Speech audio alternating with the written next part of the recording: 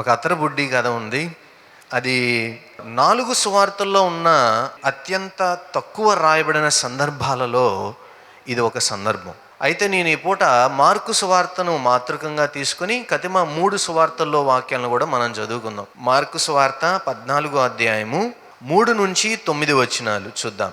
ఆయన బేతనీలో కుష్ఠిరోగి అయిన సీమోను ఇంట భోజనమునకు కూర్చుండి ఉండినప్పుడు ఒక స్త్రీ మిక్కిలి విలువగల అచ్చ జటామాంసి అత్తరు బుడ్డి తీసుకుని వచ్చి ఆ అత్తరు బుడ్డి పగలగొట్టి ఆ అత్తరు ఆయన తల మీద పోసింది. అయితే కొందరు కోపబడి, ఈ అత్తరు ఎలాగూ నష్టపరచనేలా, ఈ అత్తరు 300 దేనారముల కంటే ఎక్కువ వెలకమ్మి బేదలకి వచ్చునని చెప్పి ఆమెను గూర్చి సణుగుకొనిరి. అందుకు యేసు ఇట్లనెను, ఈమె జోలి పోకుడి, ఈమెను ఎందుకు తొందర పెట్టుచున్నారు? ఈమె నా ఎడల మంచి కార్యము చేసెను. బేదలు ఎల్లప్పుడూ మీతోనే ఉన్నారు, మీకు ఇష్టమైనప్పుడు ఎల్లా వారికి మేలు చేయవచ్చును. నేను ఎల్లప్పుడూ మీతో నుండను. ఈమె తన శక్తి కొలది చేసి నా భూస్థాపన నిమిత్తము నా శరీరమును ముందుగా అభిషేకించెను. సర్వలోకములో ఎక్కడ ఈ సువార్త ప్రకటింపబడునో అక్కడ ఈమె చేసినదియు జ్ఞాపకార్థముగా ప్రశంసింపబడునని మీతో నిశ్చయముగా చెప్పుచున్నాను నేను. ఎంత గొప్ప సాక్ష్యమో చూడండి. ఆ తర్వాత ఎవరు సణుక్కున్నారో విషయం తెలియాలంటే మనం యోహాను సువార్త 12వ అధ్యాయము 1 నుంచి 8 వచనాలకి వెళదాం.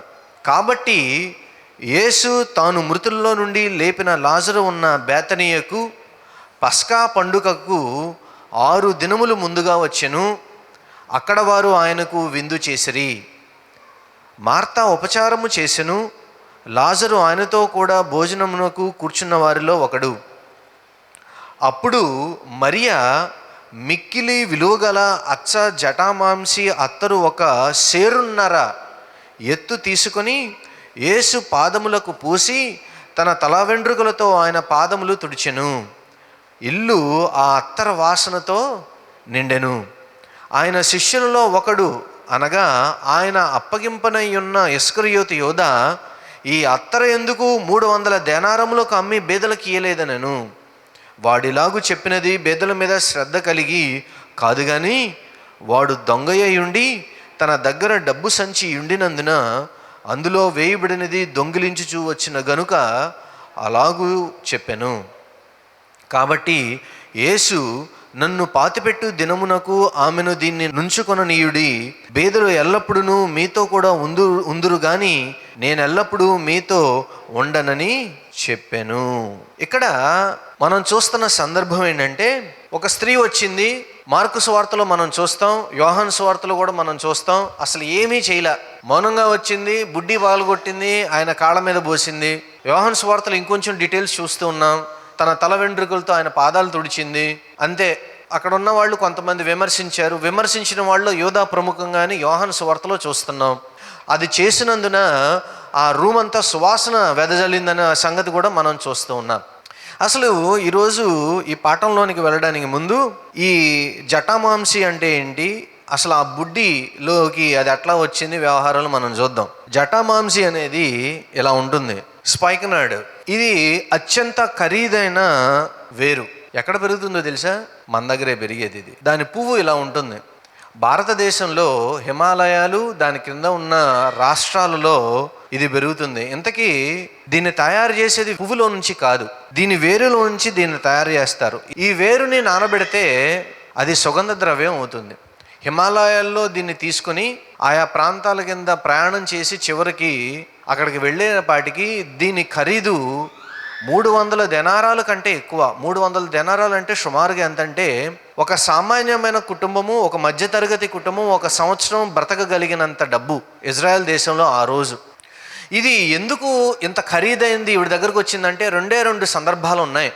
మొట్టమొదటిది ఏంటంటే, వారి ఇంటి వారు తనకి ఆస్తిగా, స్త్రీ సంపదగా దాన్ని గిఫ్ట్గా ఇచ్చి ఉండొచ్చు. రెండవది, తాను ఇన్వెస్ట్మెంట్ కింద దాన్ని దాచుకోవటానికి కొని దాచి ఉండొచ్చు. ఎందుకంటే దాని విలువ బంగారంలాగా రోజు రోజు పెరుగుతుంది.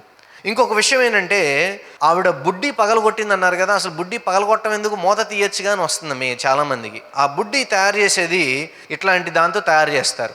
ఇది ఒక మెత్తటి రాయి అనమాట. చూడటానికి మనకి మార్బుల్లా ఉంటుంది, కానీ మెత్తటి రాయి. ఈ మెత్తటి రాయిని ఏం చేస్తారంటే, లోపల దాన్ని మొత్తం చెక్కి ఎంత పడుతుందో అంతవరకు దాన్ని ఒక కప్పులాగా దాన్ని తయారు చేస్తారు.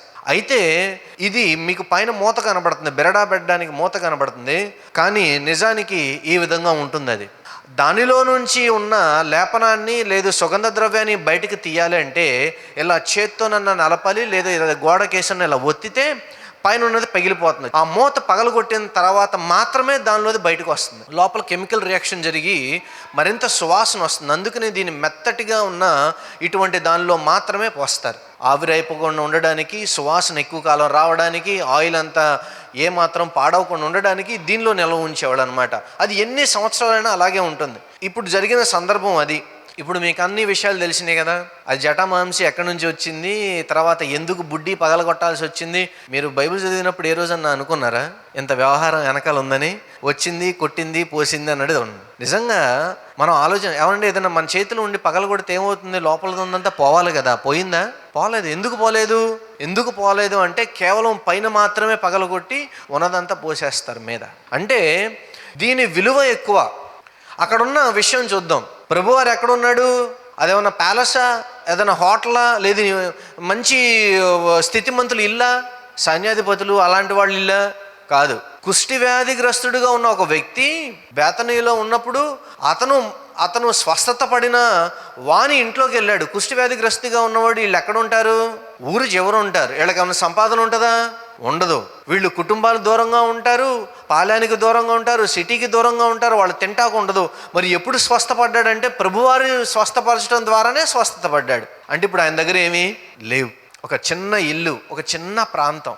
నిజానికి ఆయనకి భోజనం పెట్టడానికి కూడా ఆయన దగ్గర ఉందని నేను అనుకోను. మరియా లాజరు వారు కుటుంబం వారి భోజన పానాదుల కోసం బహుశా అన్ని సిద్ధం చేస్తుంటారు. ఎందుకని? కుష్టి వ్యాధిగ్రస్తుగా ఉన్నవాడు ఇంతకాలం పని చేయలేదు. ఎక్కడి నుంచి వస్తుంది? ప్రాంతం చూడండి, ఎటువంటి ఇల్లు?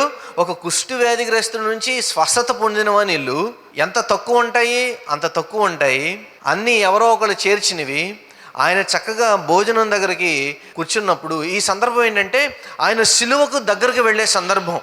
దీని తర్వాత వెంటనే ఏం జరుగుతుందంటే, మీరు మార్కు సువార్తలు చూస్తారు, ఇస్కరియోతు యోధా వెళ్ళి ప్రభువాన్ని అప్పగించడానికి అగ్రిమెంట్ కుదుర్చుకుని వస్తాడు. ఆ తర్వాత వచ్చే వారము వెంటనే ప్రభువారిని వాళ్ళు పట్టుకుని వెళ్ళిపోతారు. ఆ తర్వాత సిలువకు వెళతారు. ప్రభువారు సిలువ ఎక్కడానికి సుమారుగా ఒక వారం ముందో లేదా 10 రోజుల ముందో జరిగిన సందర్భం ఇది. ఒక గంభీరమైన వాతావరణంలో ఉంది. కుష్టి వ్యాధిగ్రస్తుడి ఇల్లు, అదే తగ్గిన వాని ఇల్లు, శిష్యులందరూ కూర్చుని ఉన్నారు. ప్రభువారిని రేపో మాపో అప్పగిచ్చేస్తూ ఉన్నాడు ఈయన. అటువంటి ఒక గంభీరమైన పరిస్థితిలో ఒక స్త్రీ వచ్చింది.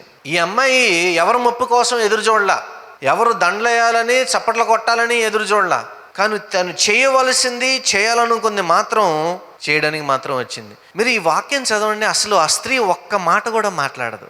వచ్చినప్పటి నుంచి వెళ్ళేంత వరకు అసలు ఒక్క మాట మాట్లాడిందా? మీరు యోహాను సువార్తలో కానీ, మార్కు సువార్తలో కానీ, లోకాలో కానీ, మత్తలో కానీ అసలు ఎక్కడ ఒక మాట మాట్లాడినట్టు కనపడద్దు. ఈ అలబస్తరు ఆయిల్ అనేది చాలా కాస్ట్లీ అని చెప్పుకున్నాం కదా ఇందాక మనం. అది ఒకసారి ఒక డ్రాప్, సహజంగా ఉన్నవాళ్ళు ఏం చేస్తారంటే ఒక డ్రాపు అయితే తల వెంట్రుకలకి లేదా బట్టల మీద రాసుకుంటారు, సెంటు లాంటిది. అది ఒక్క డ్రాప్ వేస్తేనే రూమ్ అంతా సువాసన వస్తుంది. అలాంటిది ఇప్పుడు ఇవిడేం చేసింది? మొత్తం పోసింది ఆయన మీద. కొద్ది గొప్ప కూడా కాదు. మనం ఇప్పుడు పెర్ఫ్యూమ్ గురించి మాట్లాడుకున్నాం, దాని విలువ గురించి మాట్లాడుకున్నాం, ఆయిల్ గురించి మాట్లాడుకున్నాం. ఇప్పుడు అసలు మనం ఈ స్త్రీ గురించి మాట్లాడుకుందాం. ఈ కథలో ఆశ్చర్యమైన విషయం ఏంటంటే, ఆవిడ మౌనంగా ఉండడం. కానీ ఆవిడ మౌనంగా ఉన్నందున దేవుడు దాన్ని వదిలిపెట్టకుండా ఆవిడ బదులు ఎవరు సమాధానం చెప్తున్నారు చూడండి. ఎవరు సమాధానం చెప్తున్నారు? ఆవిడ సమాధానం చెప్పిందా? శిష్యులు ఇంకెవరన్నా సమాధానం చెప్పారా? ఎవరు సమాధానం చెప్పారు? సాక్షాత్తు ప్రభు వారే సమాధానం చెప్పారు. ఎప్పుడైనా మీరు అనుకున్నారు ఈ సందర్భంలో నా గురించి ఎవరన్నా ఒక్క మాట మాట్లాడితే బాగుండు కదా అనిపిస్తుంది. మనం చేసేదే పొరపాటైనా మనకి వెనకేసుకు వచ్చేవాళ్ళు ఎవరిని ఉంటే బాగుండు అనిపిస్తుంది. కానీ ఎప్పుడైనా ఊహించారా? మన గురించి దేవుడు మాట్లాడితే ఎలా ఉంటుందో అని.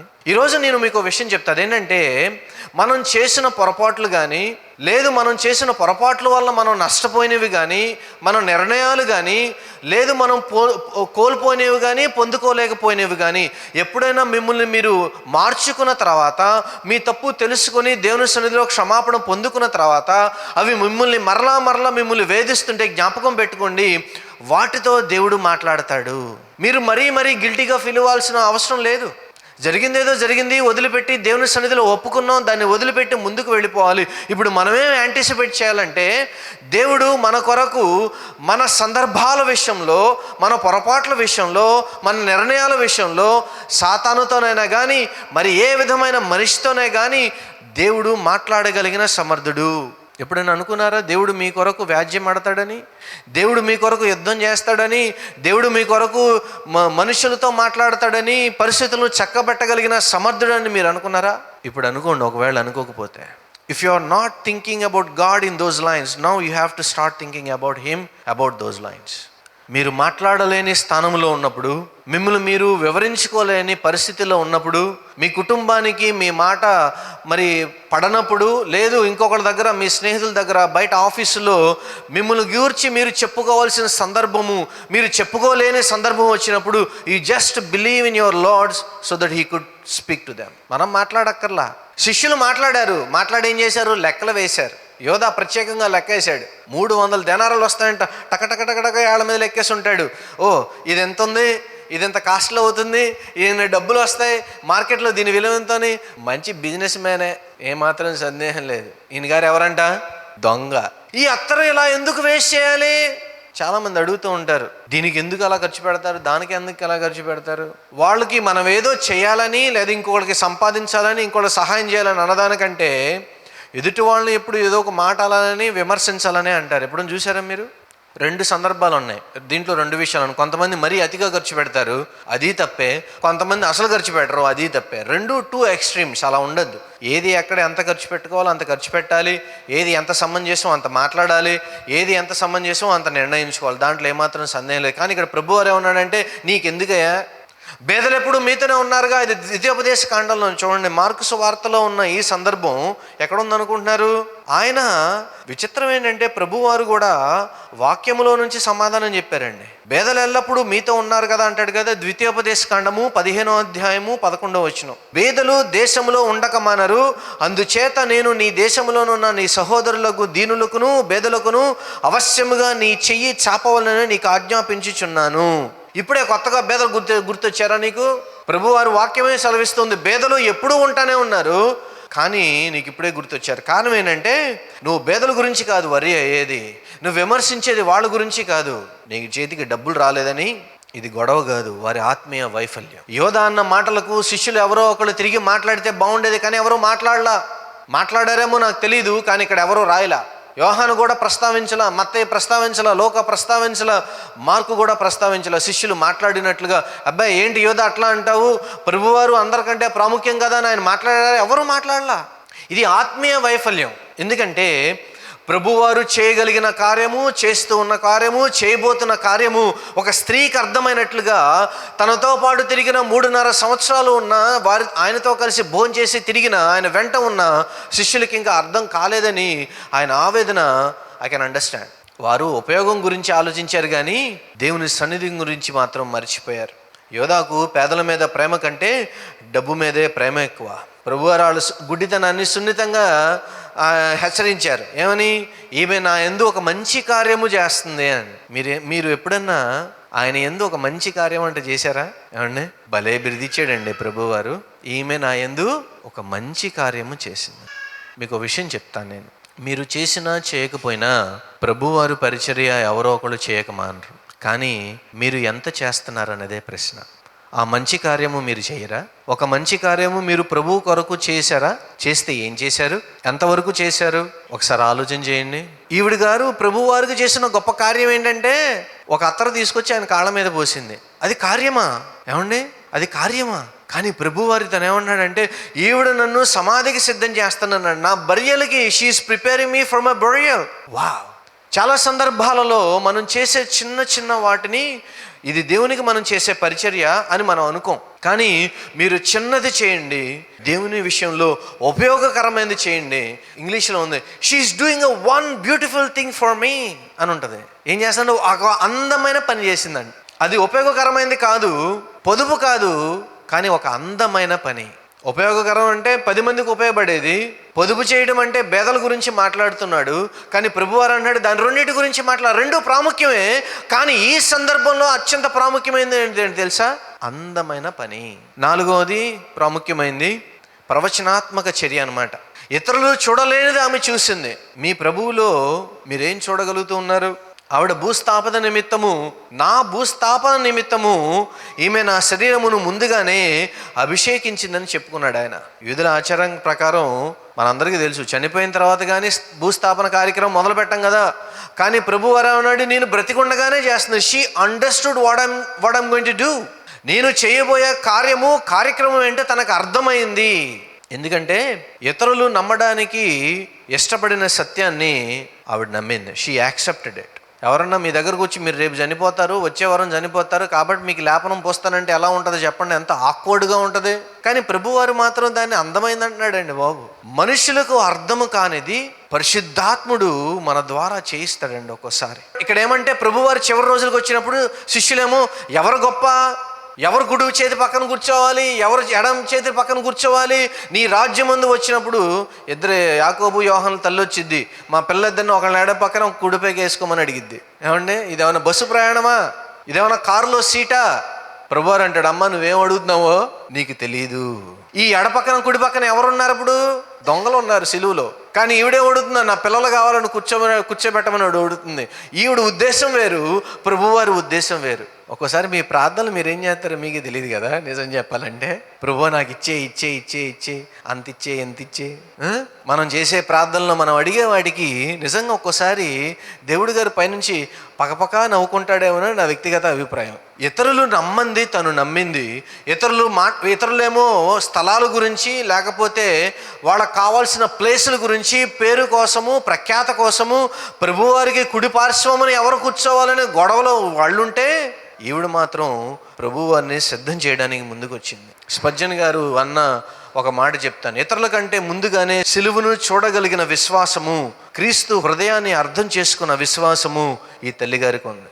అందరూ కుర్చీల కోసం చూస్తారు, సింహాసనం కోసం చూస్తారు, ఈవిడ మాత్రం సిలువను చూసింది. సంఘాల్లో కూడా నేటి సంఘాలు ఎలా ఉన్నాయి? కుర్చీలే కావాలి, పేర్లే కావాలి, పెద్దరికాలే కావాలి, కానీ ఎవరికి మాత్రం టవల్ అక్కర్లేదు.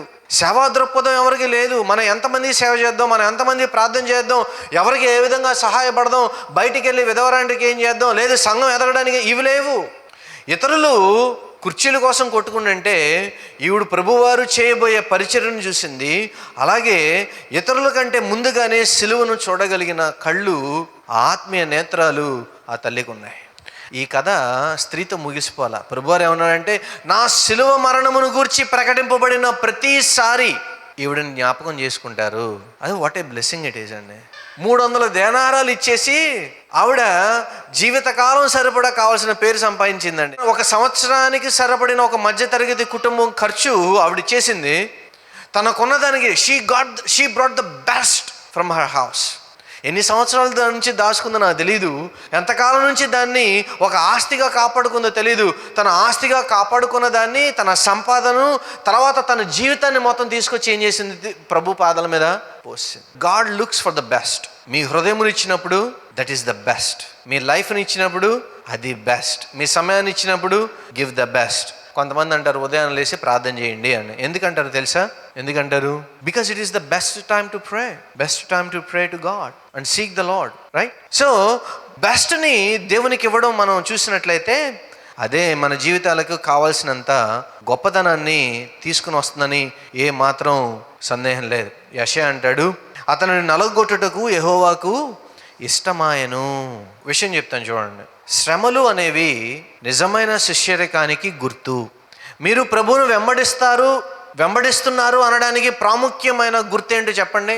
మీరు ఎదుర్కొనే శ్రమ, మీరు వర్కింగ్ ప్లేస్లోనే కానీ, మీరు కుటుంబాల్లోనే కానీ, మీ స్నేహితుల మధ్యలోనే కానీ, మీరుంటున్న ప్రాంతంలోనే కానీ ప్రభువారి నిమిత్తము, లేదు మీ విశ్వాసమును కాపాడుకునే నిమిత్తము, లేదు మీరు నీతిమంతులుగా ఉండడం నిమిత్తం మీరు పడే మాట ఉంది చూసారా, ఆ శ్రమ ఉంది చూసారా, అది శిష్యరికానికి గుర్తు. మీరు యేసు శిష్యులుగా ఉన్నారు అనడానికి ప్రాముఖ్యమైన గుర్తింపు అదే. మీరు నీతిమంతులుగా ఉన్నంత కాలము, ఈ ప్రభు యొక్క పాఠాన్ని పాటించిన అంతకాలము మనకి మిగిలేది శ్రమే. ప్రభు అని ముందే చెప్పాడు, మీ గురువును మీ ప్రభువునే నన్ను శ్రమ పెట్టారు, మీకు మాత్రం పూలు వేస్తారా మీ మీద? మీ శ్రమను గురించి ఆలోచన చేసినప్పుడు నేను కూడా శ్రమ పడ్డానని ఆలోచన చేయండి. మీరు తిరస్కరణకు గురవుతున్నప్పుడల్లా మీ ముందు నేను తిరస్కరణకు గురయ్యానని మీరు ఆలోచన గుర్తు పెట్టుకోండి అని ముందే చెప్పి వెళ్ళాడు మన ప్రభువారు. ఇక్కడ ఏం జరుగుతుందంటే, మనకు శ్రమ నీతిమంతులుగా ఉన్నంత కాలము, ఈ ప్రభు వాక్యాన్ని పాటించినంత కాలము శ్రమే, దాంట్లో ఏ మాత్రం సందేహం లేదు. అలా శ్రమ పడుతున్నట్లయితే మీరు నిజమైన శిష్యులే. దేవుడికి స్తోత్రం. మీ మనసు అప్పుడప్పుడు కలచివేస్తున్నట్లయితే, నేను మాటలు పడుతున్నాను, నిందలు పడుతున్నాను, అవమానపడుతున్నాను, ఈ భక్తిలో ఉండటం వల్ల నాకు కష్టమే కానీ వచ్చిన సుఖం ఏమీ లేదు, లాభం ఏమి లేదని మీరు అనుకున్నట్లయితే, మీకు కలిగిన లాభం ఒకటి ఉంది. నువ్వు నాకు శిష్యుడువు, నువ్వు నాకు ప్రియమైన దానవు, ప్రియమైన వాడని దేవుడు మీ నుదుటి మీద చెక్కే గుర్తుంది చూసారా, that is the wonderful one. అదే మీకు నాకు బహుమతి. ఈ లోకం దృష్టిలో పనికి మాలిన వాళ్ళం, కానీ దేవుని దృష్టిలో మాత్రం గొప్పవారు. ఈ యోధాగారు అన్నాడంట, ఎందుకు వేస్ట్ చేయడం, ఉంటే అది కూడా తినేద్దామని. ఈరోజు సంఘముగా ఉన్న మనందరం పాటించవలసింది ఏంటంటే, మన బరిణలన్నీ తీసుకుని వెళ్ళి దాచుకోవడానికి కాదు. మీ దగ్గర ఉన్న అత్తరు బుడ్డిలు, లేకపోతే ఆ బుడ్డి ఈ బుడ్డి దాచుకోవడానికి దేవుడు ఇవ్వట్లా. దాచినంతకాలం దాయండి, ఎంతకాలం దాయమంటాడు అంతకాలం మీ దగ్గర ఉన్న ధనాన్ని దాయండి, అంతకాలం మీ దగ్గర ఉన్న శక్తిని దాయండి, అంతకాలం మీ దగ్గర ఉన్న పొరుగును పరపతి దాయండి. కానీ దేవుని నిమిత్తము పగలగొట్టవలసి వచ్చినప్పుడు ఆ బరిణను పగలగొట్టడానికి మాత్రం సిద్ధంగా ఉండండి. When it is required, let's use it for the lord.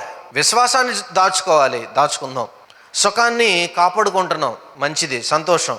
విధేయతని కొలుచుకుంటాం. కానీ మనం దేవుణ్ణి ఎలా ఏం అడుగుదామంటే, ఎంత చేస్తే సరిపోతుందని అడుగుతాం. కానీ ఇప్పుడు ఏం అడుగుదామంటే, ఏ బరణను పగలగొట్టాలి ప్రభు అని అడుగుదాం. బరిన ఏ బుడ్డిని పగలగొట్టాలని అడుగుదాం. మీ దగ్గర ఉన్న బుడ్డీలన్నీ దాయండి. మీ దగ్గర ఎన్ని బుడ్డీలు ఉన్నాయని అడగనులే నేను. మీ దగ్గర ఎన్ని బుడ్డీలు ఉన్నాయి, విలువ కలిగినవి ఎన్ని ఉన్నాయి మీ దగ్గర, అవన్నీ దాయండి, పేర్చండి. కానీ దేవుడు దాన్ని వదిలేయమన్నప్పుడు, ఇచ్చేవేయమన్నప్పుడు మాత్రం సంతోషంగా. భక్తికి అతిపెద్ద శత్రువు పాపం కాదు, ఎదగలేకుండా చేసే నిలువెచ్చని జీవితమే. మీ కంట్రోల్లో ఏముంది? ఇది నాది, ఇది లేకపోతే నేను బతకలేను, ఇదే నా సర్వస్వము అనుకునేది ఏముంది? ఎప్పుడు కొలతలు, జానాబెత్తలు కొలతలు వేసుకుని దాచుకునేది ఏముంది? నాకు తెలియదు. కానీ ఈ రోజున దేవుడు మీ దగ్గరకు వచ్చి, మీరు అపురూపంగా దాచుకుంది, మీరు కూడబెట్టింది, మీ పొరుగుని, మీ పరపతిని, లేదు పలానా దాన్ని వదిలేయంటే మీరు వదలడానికి ఎంతమంది సిద్ధంగా ఉన్నారు? ప్రశ్న ఎంత విలువైనది అన్నది కాదు, అది సమర్పించబడడానికి మీరు సిద్ధంగా ఉన్నారా లేదా అనేదే ప్రశ్న. ఒక రోజున ప్రభువారు మందిరంలో నుంచుని ఉంటారు. మందిరంలో నుంచుని ఉంటే ఓ పెద్ద ఆవిడ వస్తుంది. పెద్ద ఆవిడ వచ్చి ఆవిడ దగ్గర ఉన్న కానుక దాంట్లో వేసి వెళ్ళిపోతూ ఉంటారు. ప్రభువారు దాన్ని చూస్తారు. అప్పుడు అంటారు, ఈవిడ తనకున్నదంతయు ఏం చేసింది? ఇచ్చేసింది. ఉన్నదెంత? వేసిందెంత? 2 కాసులు. కానీ ప్రభువారు దేని గురించి మాట్లాడుతున్నారు? దాని విలువ గురించి మాట్లాడట్లేదు, ఇచ్చిన దాని విలువను ప్రస్తావించట్లేదు. ప్రభువారు దేని గురించి మాట్లాడుతున్నారంటే, ఆవిడ సమర్పణ గురించి మాట్లాడుతూ ఉన్నారు. ఈరోజు మనం చూసేది, దేవుడు మన దగ్గర నుంచి కాంక్షించేది, నువ్వు ఎంత లెందీగా ఇచ్చావు, ఎంత బరువుగా ఇచ్చావు, ఏమిచ్చావు అన్నది కాదు.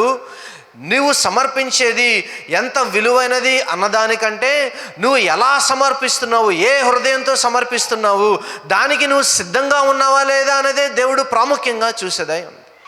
సర్వలోకముందు స్వార్థ ఎక్కడ ప్రకటింపబడుతుందో, ఈమె చేసినదియు అక్కడ జ్ఞాపకం చేసుకునబడుతుంది. రాజులు గురించి మీకు ఎంత గుర్తుందో నాకు తెలియదు. ఏమండి, రాజుల గురించి మీకు ఏం తెలుసు? అసలు నాకేదేం తెలియదు, పెద్దగా ఏం తెలియదు. మహా అయితే ఒక 5, 4, ఓ 10 మంది, 25 మంది, ఎంతమంది గురించి గుర్తుపెట్టుకుంటాం? గొప్పవారు మీకు ఎంతమంది గుర్తున్నారు? కానీ ఈవిడికి ఎక్కడ పేరు రాలేదు, యోహాను సువార్తలో పేరు రాయబడింది. కానీ ఈవిడి గురించి మాత్రం అంట, సువార్త ప్రకటింపబడిన ప్రతిసారి వారు చేసింది జ్ఞాపకం చేసుకుంది. ఉన్నదంతా దాచుకుని వేస్ట్ చేయడం కంటే ఉన్నదంతా ఇచ్చేసి జ్ఞాపకం ఉంచుకోబడటం మేలు.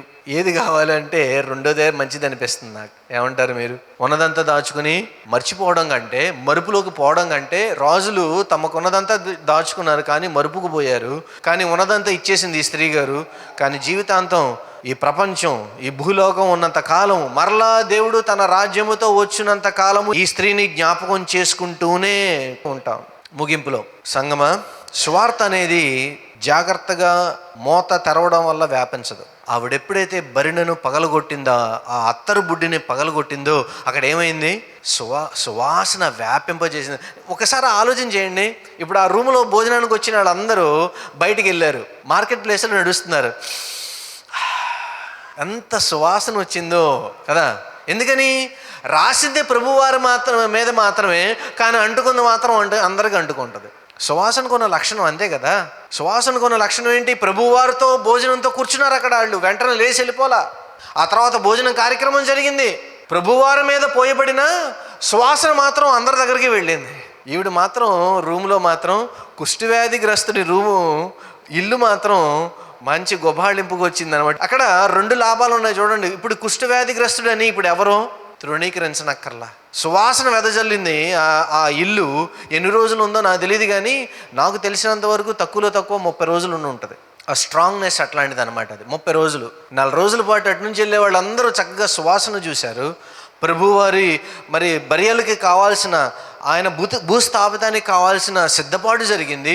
తను ఏమీ మాట్లాడకుండా మౌనంగా ఉండే తన భక్తిని చాటుకుంది, ఒక గొప్ప పేరుని సంపాదించింది. అట్ ద సేమ్ టైం వాళ్ళల్లో యోధ అనబడిన మరి ఆయన అప్పగించేవాడు అక్కడి నుంచి లేచి వెళ్ళిపోయి తర్వాత చేసే పని, అతని యొక్క నిజస్వరూపం బయటపడింది. అదేవిధంగా ఇక్కడున్న శిష్యులు ఒక మంచి విషయాన్ని నేర్చుకున్నారు. అదేవిధంగా అక్కడున్న కుష్ఠవ్యాధిగ్రస్తుని ఇల్లు కూడా బాగుపడింది. ఒక్క చిన్న పనికి ఎన్ని జరిగినాయో చూడండి. యోధాలాగా తిరస్కరించడం తేలిక, శిష్యుల్లాగా విమర్శించడం తేలిక, బయట వాళ్ళలాగా వద్దనుకోవడం తేలిక, కానీ స్త్రీలాగా ఆరాధన చేయడం కష్టం. 2 ప్రాముఖ్యమైన విషయాలు చెప్తున్నా. 1, మీరు బాధపడే వాటి గురించి దేవుణ్ణి మాట్లాడనివ్వండి. 2వది, మీరు అమితంగా ఇష్టంగా దాచుకున్న వాటిని దేవుని సన్నిధిలో అవసరం వచ్చినప్పుడు, ఆయన ఖర్చు పెట్టమన్నప్పుడు, మీ పేరునైనా, మీ మాటనైనా, మీ పరపతనైనా, మీ దగ్గర ఉన్న సొమ్ములైనా, దేన్నైనా వాడడానికి సిద్ధంగా ఉండండి. దేవుడు మరలా బహుగా మిమ్మల్ని దీవించి మీ కుటుంబాలని నిలవబెట్టాలని మనస్ఫూర్తిగా కోరుకుంటున్నాను. నా పిలుపు ఏంటంటే, చివరిగా పగలగొట్టమన్నప్పుడు మీరు ఏ బరిణను, ఏ బుడ్డిని పగలగొట్టడానికి సిద్ధంగా ఉన్నారు? You just have to choose. ఒక్కోసారి మీ ఈగోను వదులుకోవాలి, అదో బుడ్డి. ఒక్కోసారి మీ పరపతిని వదులుకోవాలి, అదొక బిడ్డి. ఒక్కోసారి అండి మనల్ని మనం తగ్గించుకొని ఈ యేసుని స్వరక్షకునిగా అంగీకరించండి, మేము మందిరానికి వెళ్తాం, మీరు కూడా రండి అని చెప్పడం చాలా చాలా కష్టం. ఇప్పుడు అక్కడ మీకు ఏం అడ్డం వచ్చింది? ఈగో అడ్డం వచ్చింది. దాన్ని చంపండి. ఇలా దేన్ని అవసరమైతే దాన్ని దేవుని కొరకు ఇచ్చి మీరు కూడా ఈ స్త్రీ వలె దీవెనలో పొందుకోవాలని మనస్ఫూర్తిగా కోరుకుంటున్న మాటలు ముగిస్తూ ఉన్నాను.